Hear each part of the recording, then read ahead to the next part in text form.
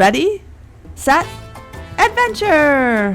Welcome to Hikanuki World Tour and to Embarkation Day on Royal Caribbean's Utopia of the Seas. This is the world's biggest weekend, no matter what day of the week it is. We'll spend a quick 4 nights on Utopia as we sail to Nassau and Coco Cay.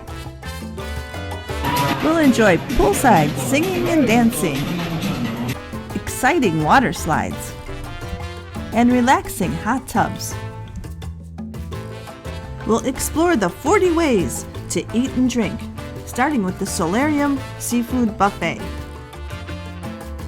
We'll take you on a tour of an Oceanview balcony cabin, as well as a neighborhood view balcony cabin, which overlooks Central Park. We'll even meet a pesky parrot named Brian and sample some tropical drinks in his tiki bar. And nighttime entertainment includes everything from an ice skating show to a high-value production show to live entertainment at the many bars and clubs. So come along with us as we experience the world's biggest weekend on Utopia of the Seas and see if 4 nights is really enough.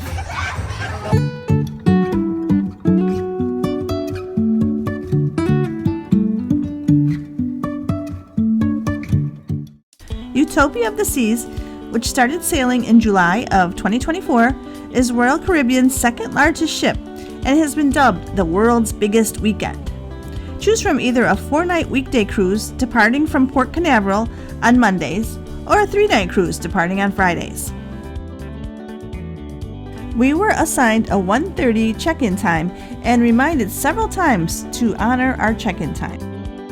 We found the terminal to be quite busy but also quite organized.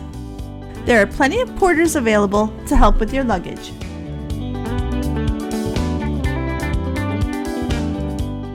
Utopia has 2,805 staterooms, which can accommodate 5,610 double occupancy guests.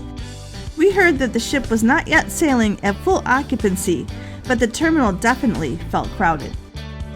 Here's a minor miracle of cruising logistics that all these suitcases find the way to their appropriate cabin. Actually, I think our luggage found its way to our cabin before we did.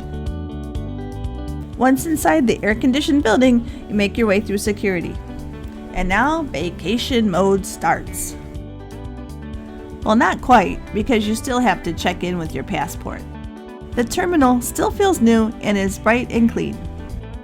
Despite all the people and crowds, the system to check into your cabin was efficient and went smoothly. They had many check-in agents available. Now we're heading to boarding and are very anxious to see the ship up close for the first time.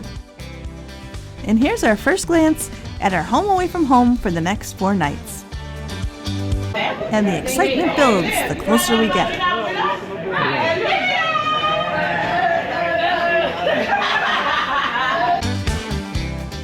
And the magical moment approaches when you first step foot upon the cruise ship. And we're ready to hit the track running because there's so much to see and do and we only have 4 nights. Hi, how are you? Thank you. And here we go. One of the first things you'll need to know is that Utopia uses destination elevators, whereby you enter your floor on the keypad outside the elevator, not within the elevator. They're said to be more efficient, but we'll have to see. Looks like some luggage has already been delivered, and some people have already been busy decorating their doors. We were on Deck 14, Cabin 322, which was an Oceanview balcony cabin. Let's go take a look around.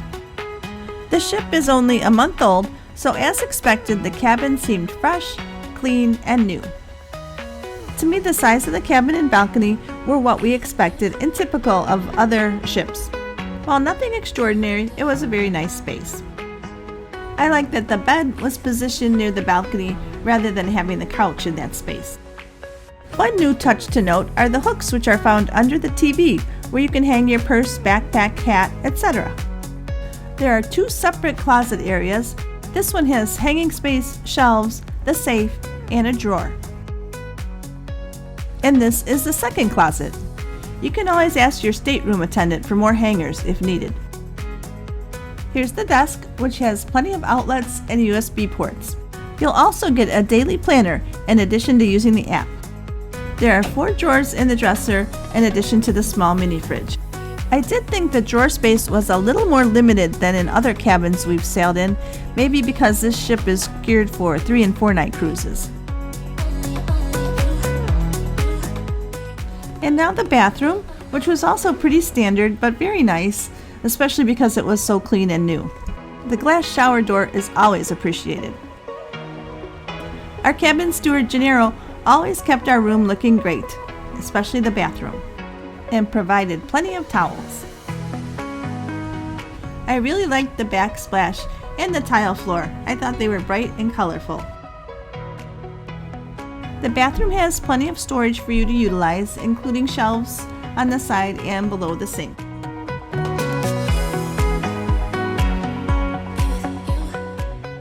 My only complaint, and this is a personal preference, is they only had the one shampoo, conditioner, body wash, one soap does all in the shower. So if you're like me, you may want to bring your own shampoo, conditioner, and body wash.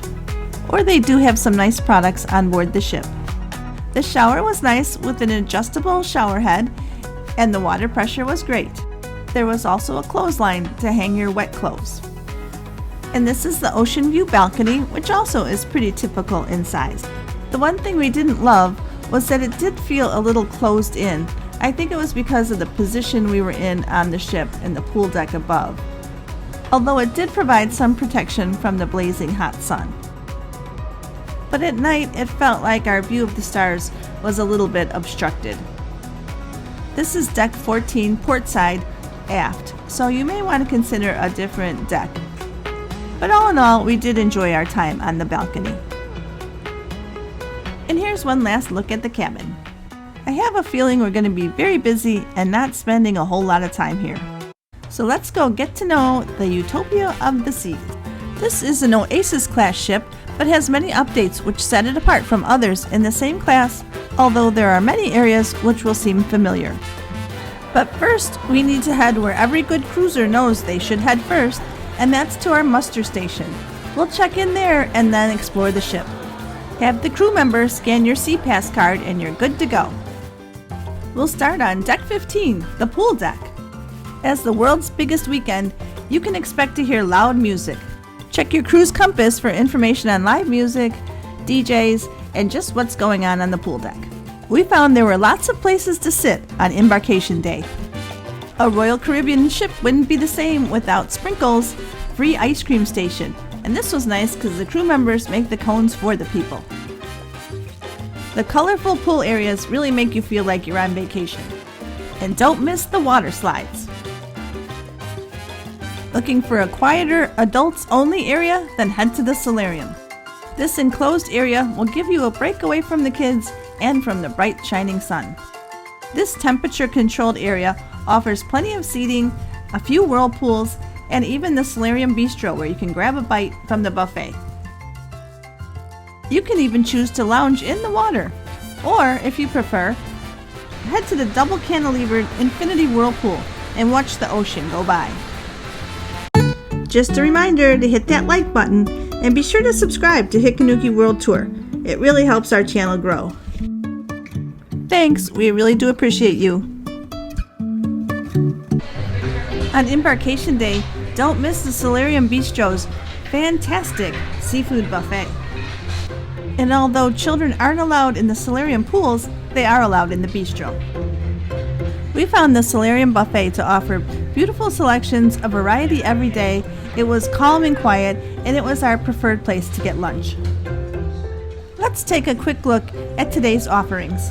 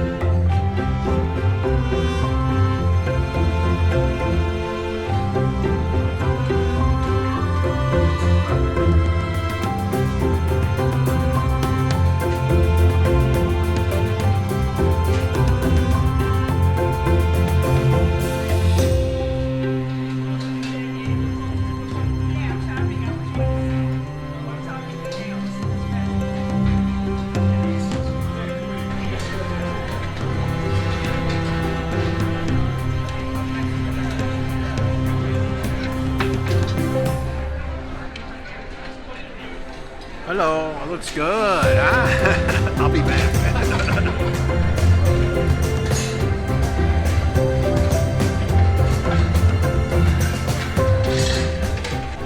And here's our first plate. Little Caesar salad, potatoes, chicken, and a roll. And how about some fresh seafood? And a cruise ship favorite, carved roast beef with horseradish sauce, some rice, and some Indian food. And who could pass up the fresh shrimp cocktail? Now that we're fueled up, let's go do a little more exploring of the ship.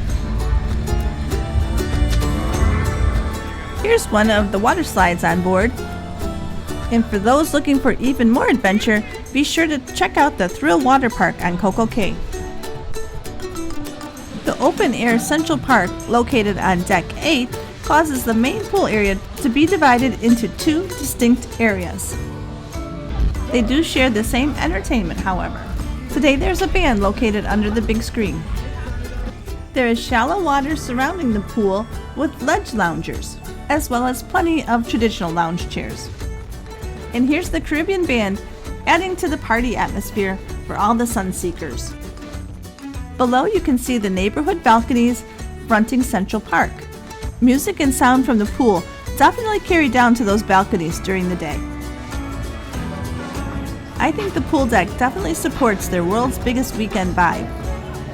On our cruise, there were people in all different age groups represented, and everybody seemed to be having a good time. If it gets too loud, adults can always escape to the Salarium. The Lime and Coconut Pool Bar was always a great place to grab a drink. We found all bars to be well staffed with personable crew and felt that everyone was trying to make a good first impression on this new ship. While bars were crowded, there were enough crew members to keep the drinks flowing. I thought the bartenders' bright, colorful shirts made them feel like they were part of the party too. They worked hard and helped us have a great day.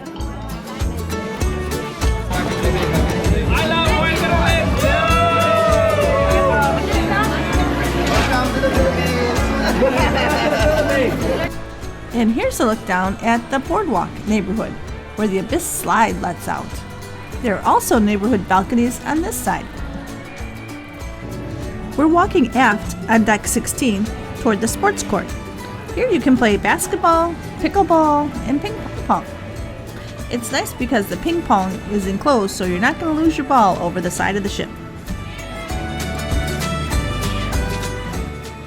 Check your cruise compass to see what activities are going on the sports court. Deck 16 is also where you'll find the zip line. You can zip right over the boardwalk.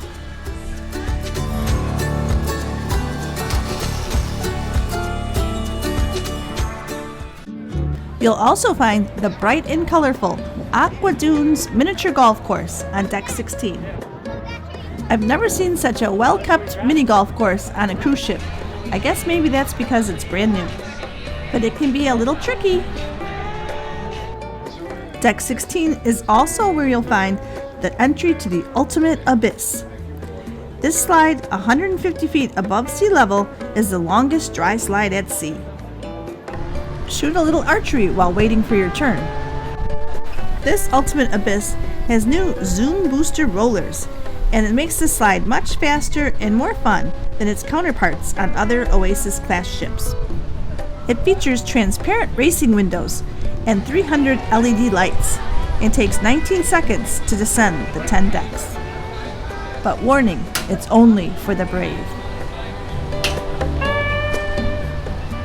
And why not try out sub soccer when you're on Deck 16? The Utopia of the Seas has only one flow rider, which did make for long lines. So get there early if you don't want to wait too long.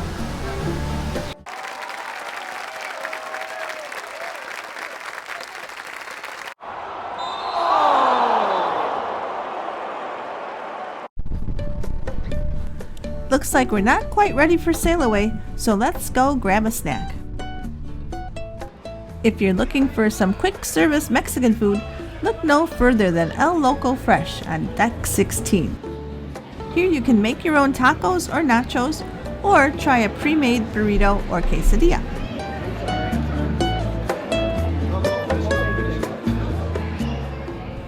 Be sure to stop by the Condiments Bar before heading over for a drink at Cantina Fresca. Here you'll find another colorful bar area specializing in margaritas.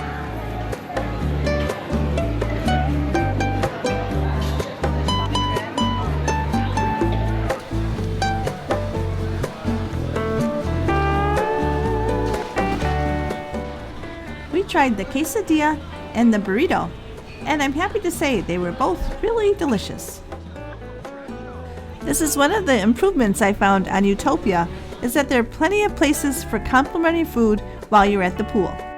And now it's getting close to Sailway time, so we better get back to the party on the pool deck. This is the world's biggest weekend, no matter what day of the week it is. Every day on board is a weekend. So come on everybody, let's count us down. Let's get this party started in 10, 9, 8,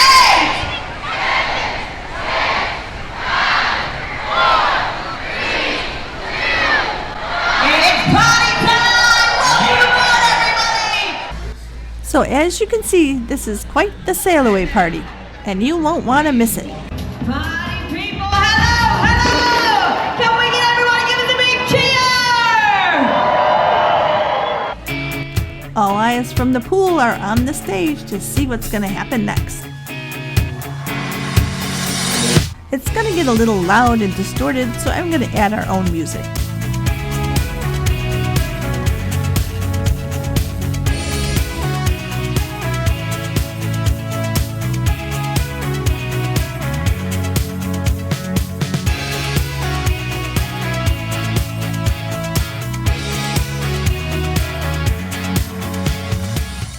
Time to head to the Lime and Coconut to make sure we have a drink in hand for the sail-away. The DJ went around to get people pumped for the sail-away. Even on a Monday, people were feeling like it was time for the weekend.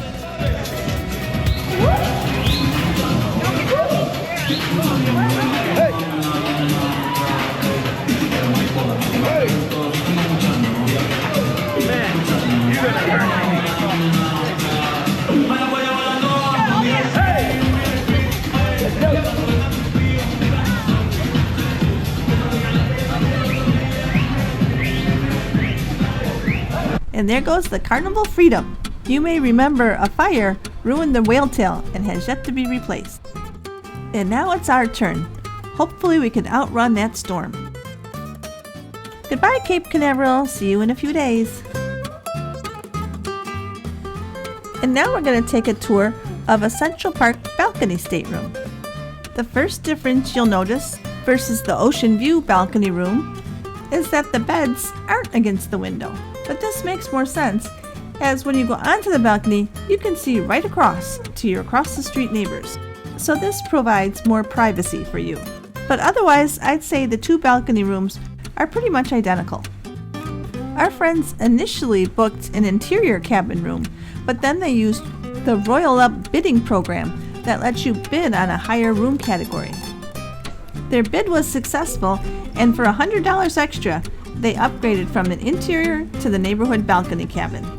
Of course, there's no guarantee that you'll get an upgrade, so make sure you book a cabin that you'll be happy with. Take a look on the internet to see a little more information about the Royale bidding program. Although oriented in the opposite direction, you can see that the bathroom in the neighborhood balcony cabin is pretty much identical to that in the Oceanview balcony cabin. Again, the shower was a very nice size. Just bring your own shampoo and conditioner. Stepping out onto the balcony, you'll immediately notice the noise coming from the pool deck. Since this is listed as a Central Park neighborhood balcony, I would have thought it would have been very quiet like Central Park. I didn't think about the noise coming from the upper pool deck. Although the cabin is quiet with the door closed, if you were counting on sitting on your balcony during the afternoon and quietly reading a book, you may be disappointed.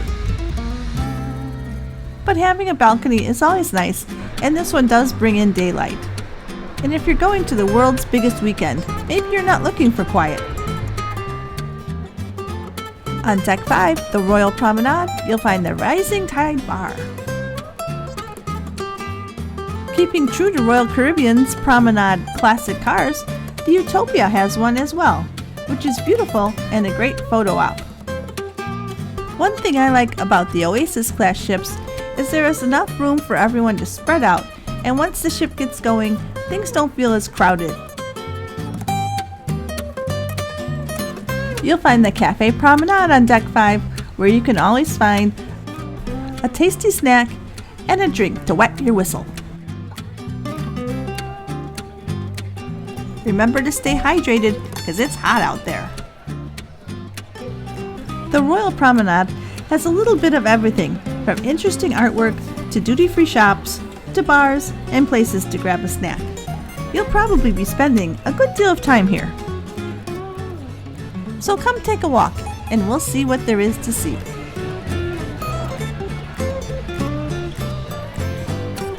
Just remember, if you do buy a bottle of liquor, it will be held until the last night of the cruise.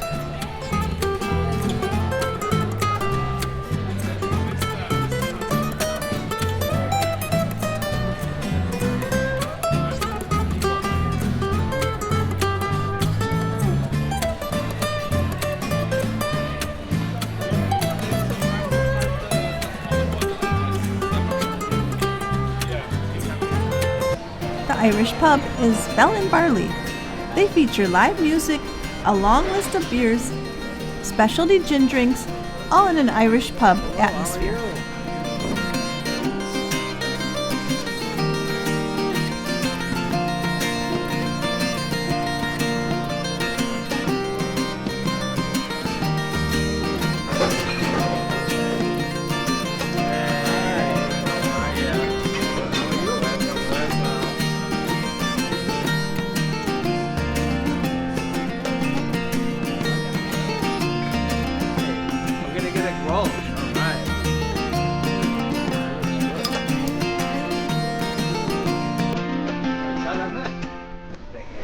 And across from Bell and Barley is everyone's favorite pizza restaurant, Sentos. Open from 11 a.m. to 3 a.m., it's almost always a good time for pizza.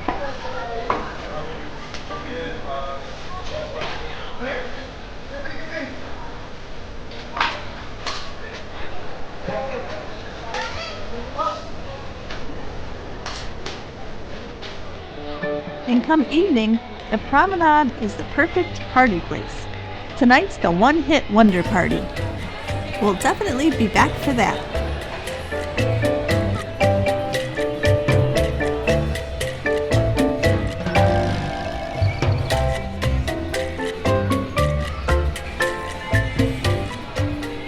Coming up on the left is Spotlight Karaoke. Always popular, always crowded. And there's also a Starbucks right there. On the right, we just passed Boleros. Boleros is a Latin nightclub which has live music and dancing in the evenings. I highly recommend stopping in for a delicious coconut mojito.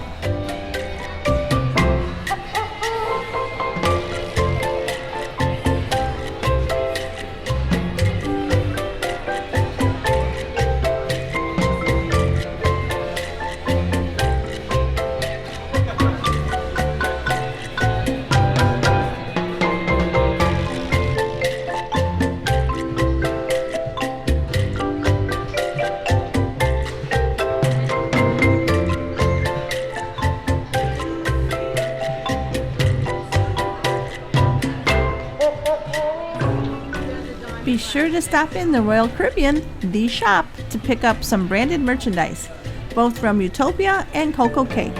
Or do you say Coco Cay?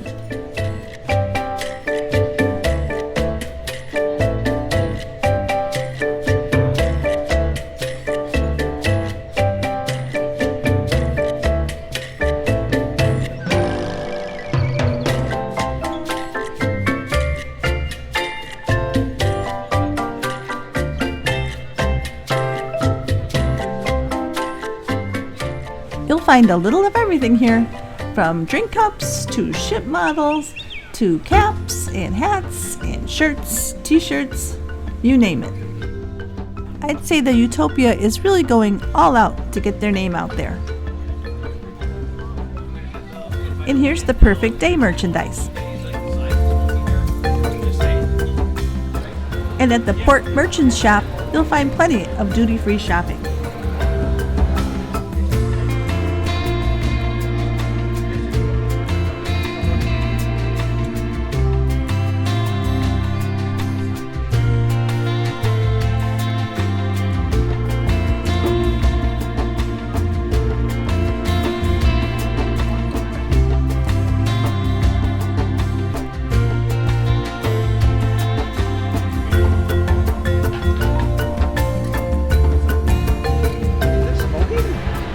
Heading down to Deck 4, we'll find the dedicated non-smoking casino. Deck 4 is also home to the attic. Catch a show by one of the comedians or catch a dance party.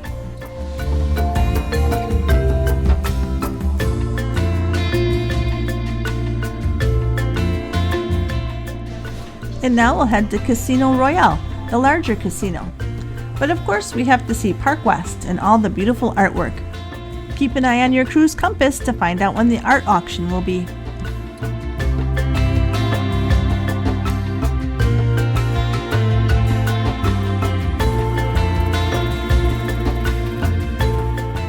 And don't forget to guess the weight of the cat to win a prize. We found the casino to be rather large, but a bit meandering. It wasn't too hard to find a spot at a slot machine, although table games, as usual, get pretty crowded. There was a bar in the center of the casino, but there weren't a lot of drink servers at the casino, so you might want to grab a cocktail before you settle in.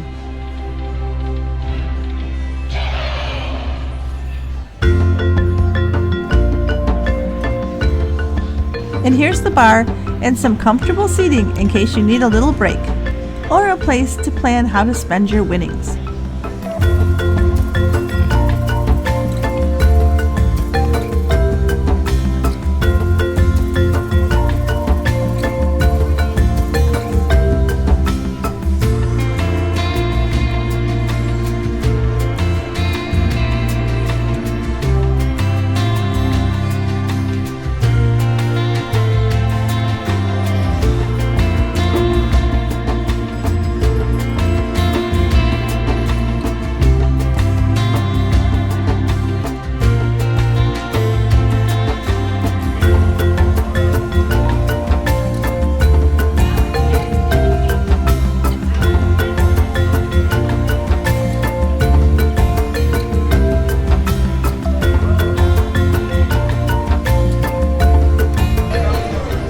Well, better luck next time.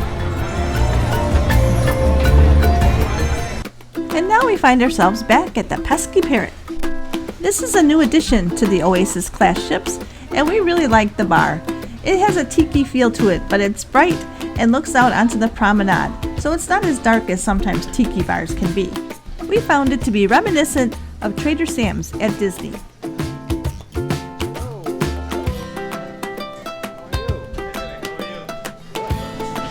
The Pesky Parrot has some very interesting and unique cocktails to choose from. Be adventurous and try the peanut butter pina. It was much better than you might think.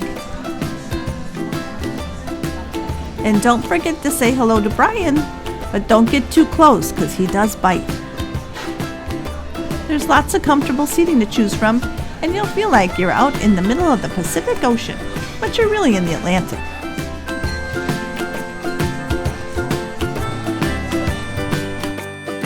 We thought this was a really fun bar and a great addition to the Oasis class of ships. And it did get more crowded in the evening, but we were always able to get a drink.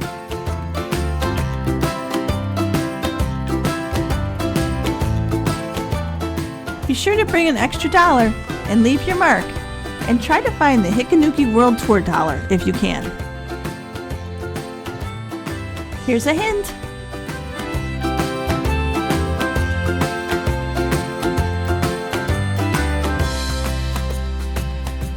There was also a board of Polaroid pictures. It looks like they were from the inaugural cruise.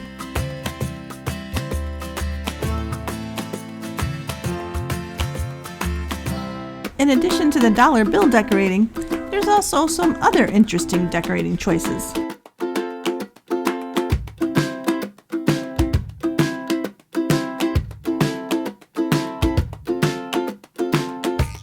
As the daylight starts to fade, it's time for us to go to our first show of the night, which is the ice show. If you can, make reservations for the shows before you board. If you didn't get reservations in advance, check at the box office. Otherwise, 10 minutes before the start of the show, they will let people without tickets in. The name of the show, Utopia, was said by Royal Caribbean to be an ice skating odyssey through ideal perfection, fantastical times and places, and unbelievable artistry. As such, the show didn't follow a story per se, but was a series of vignettes and happy moments. I always find the ice shows amazing, and this was no exception.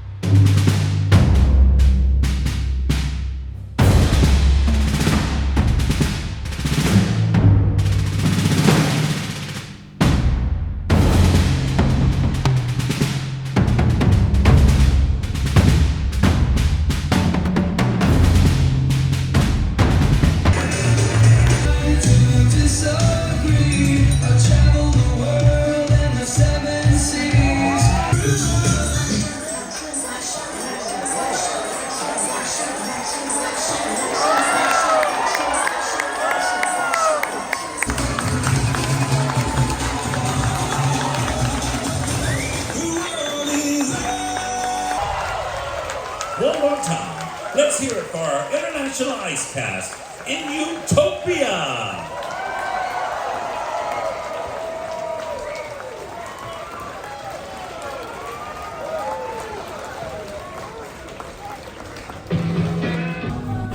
And after the show, it was time for us to head to dinner. They have anytime dining, so there's no set dinner time. We're eating tonight in the main dining room, and after that, heading to the theater for the all-in production show. You really have to pack a lot into a small amount of time. We really enjoyed Marie and Kimber and asked for them the next night. The first night's dinner menu provided a nice selection. We're in a party of 6, so we'll be having a little more food than usual. For appetizers, we started with the spinach and artichoke dip, a Caesar salad, the crispy crab cake, which was a chef's recommendation, and the escargot, which was a little disappointing as it was cold, but Marie did offer to bring a new one.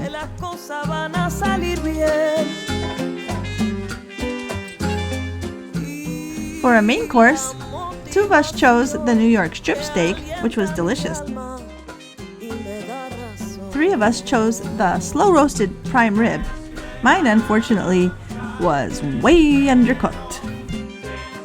But the others were much better.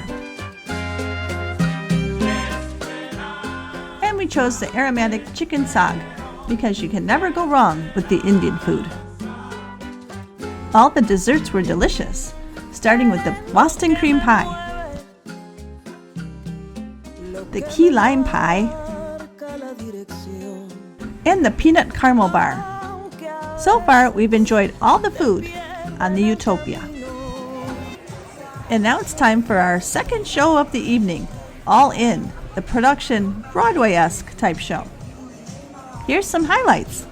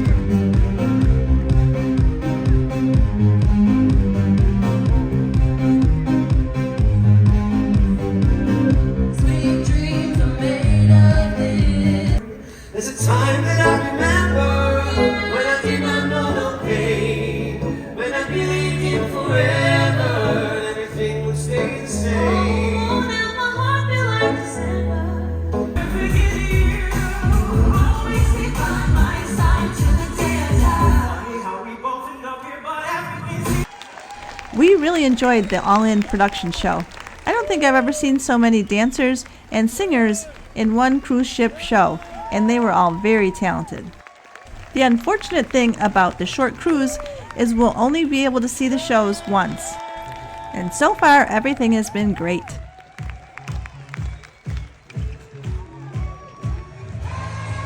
And the entertainment just keeps on going. It's time for one-hit wonders on the Promenade.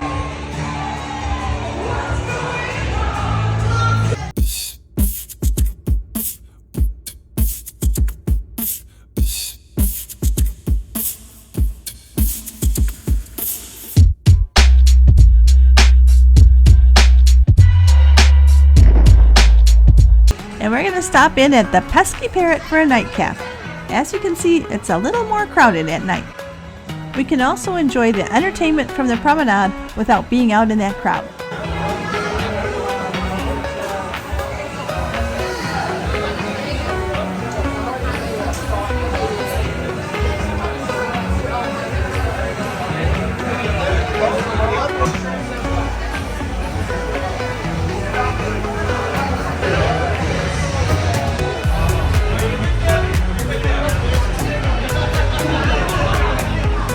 Howdy doody.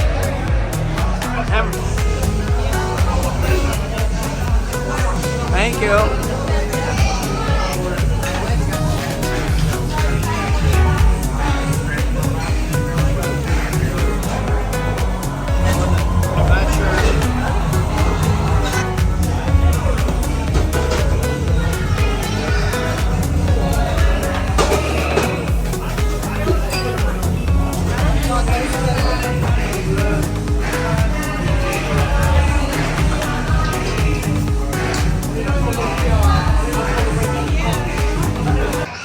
Here's one more look at the one-hit wonders.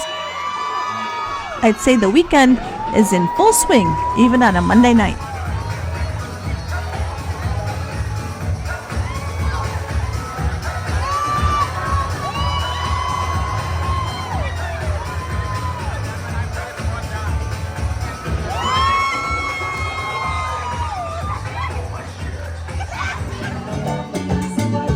We also caught some live Latin music at Boleros.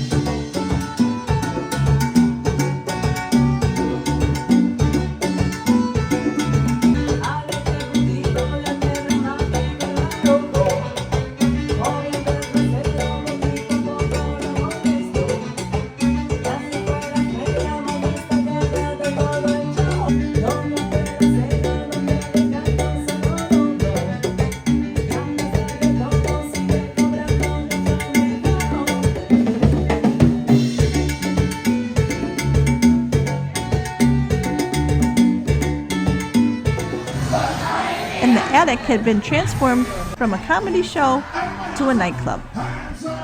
I think we found the under 30 crowd.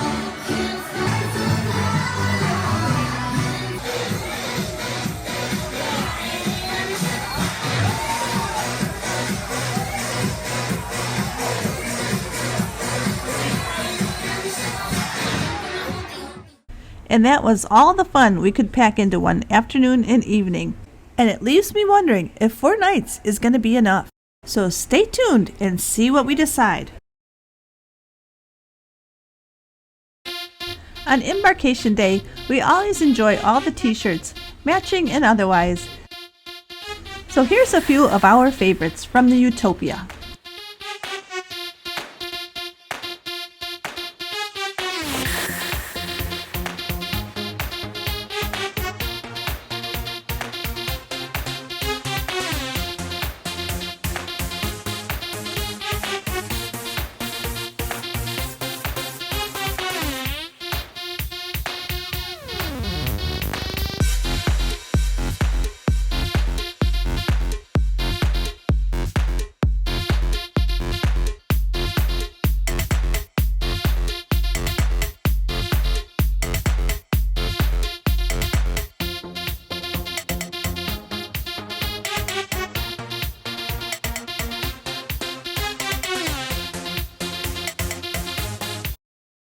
Today's travel wisdom comes from Joshua Slocum.